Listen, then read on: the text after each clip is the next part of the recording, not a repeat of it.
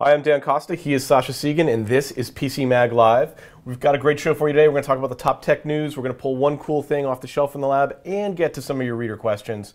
Sasha, let's kick it off. This is the biggest news of the day. New version of Chrome. There are new versions of Chrome, it seems like every other week. This is Chrome 32, but this version is loaded with very, very cool features, including the ability to figure out which tab is actually playing audio on your desktop. That feature alone is worth using Chrome for. Yeah, what I feel is interesting here is that it's not just a new version of Chrome for the desktop. There were also announcements involving Chrome for Android, Chrome for iOS. It's kind of like, you get a Chrome, you get a Chrome, you get a Chrome. Everybody gets a Chrome. Everybody gets a Chrome. So we have the noisy tab tracking, which shows a little speaker icon to show which tab has that annoying auto-playing audio ad. There's a whole new interface in the Windows 8 version where it has a Metro mode and it has the Chrome app launcher, which is really something that Chrome has been trying to push for the past couple of months now. I've seen it on the macOS version where you have these HTML5 packages, these web apps, and they appear as apps on your PC, rather than being within a boxed-in Chrome window. And finally, on the Android and iOS versions, they now have a server-side data compression proxy like Opera Mini has had for years, but now Chrome has it too, and that will greatly reduce the amount of data that's transferred over your mobile network by compressing a lot of web pages with gzip compression and further compressing a lot of the images. Yeah, that last point is very important because everybody's, the days of unlimited data plans are kind of passing. How much data you use is going to be increasingly important. Not only if you turn this on, you do have to turn it on in the browser. It says it's going to reduce the amount of data you use by 50%, which could actually save you some real money. And there's a nice little chart in there that'll show you how much data you've saved and how much you're actually using. So that is a cool feature.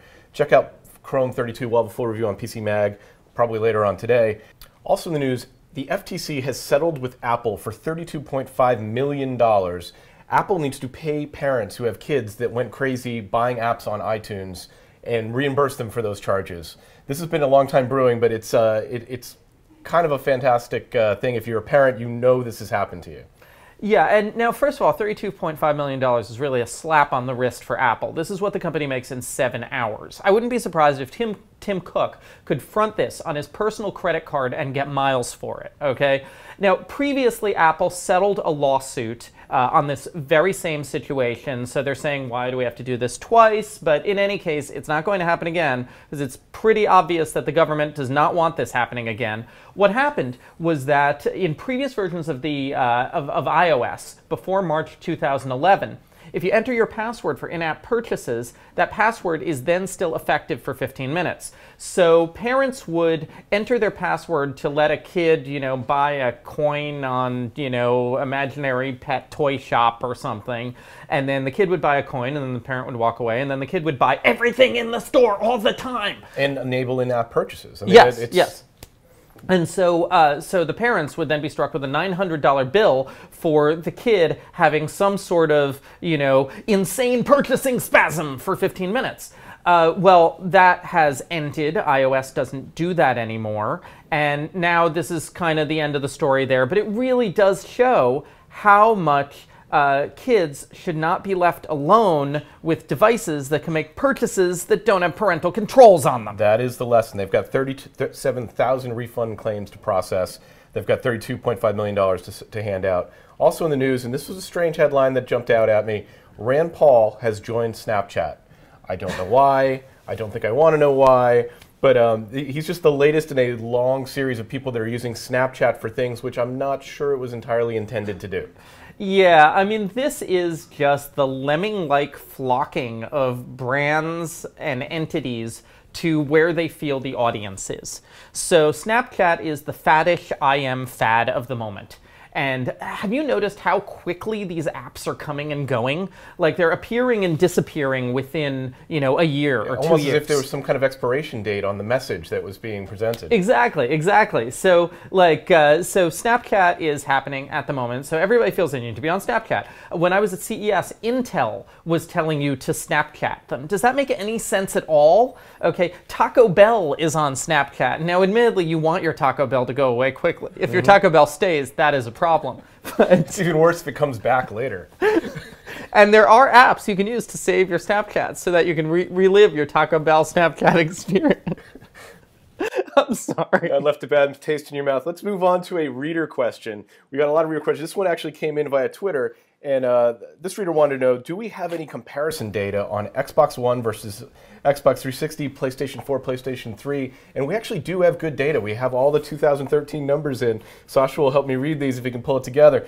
It's the Xbox One, 3.1 million sales in 2013. PlayStation 4, 4.4. So they've pulled ahead. That's not a huge surprise. But you have to got a understand, cheaper box. And this is nothing, though, compared to the PS3. The PS3 was really the gaming box revolution. The PS3, 8.9 million. Yeah, so, still selling very, very well. Yeah, more than the Xbox One and the PS4 combined in 2013.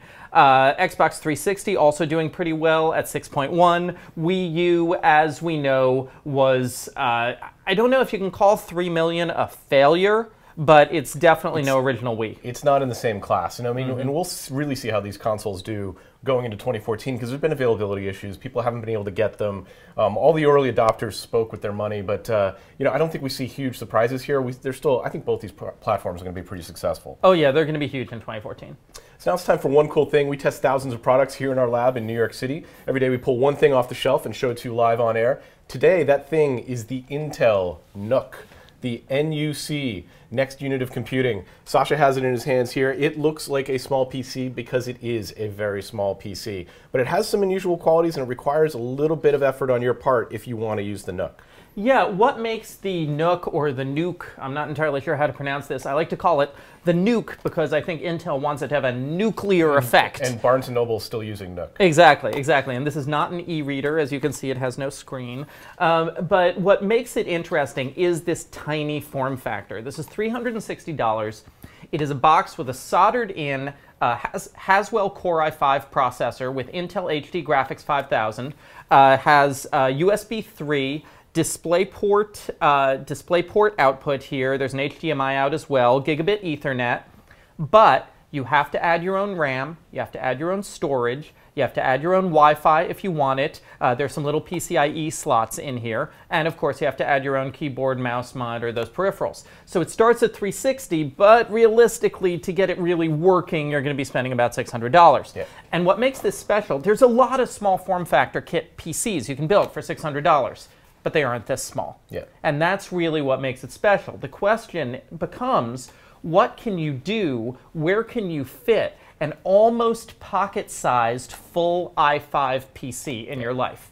I mean, there are net tops that are very, very small that you can attach to the back of TVs and basically use as streaming devices, but this has the power of a full PC. I mean, the core processor really kicks it up a notch, and that's Intel trying to seed basically the entire planet with this PC form factor and hoping that some clever, creative, unusual things will be done with it. Yeah, I mean, the no-brainer things you can do with this is, of course, it'll make a great little living room media player PC. That i5, even with the Intel integrated graphics, no problem playing any video file. You can also think of it as digital signage in businesses, or a thin client for businesses, though with the i5, I mean, it can run Office software just fine. Yeah, not that thin. But the big question is, what are the ideas that are going to come out that we haven't thought of yet that this size, this form factor with the i5 will really enable? Indeed, if you have ideas for what you could do with a box like this, let us know in the comments. This review is up on PCMag.com now. You can find it there. Let us know in the comments there.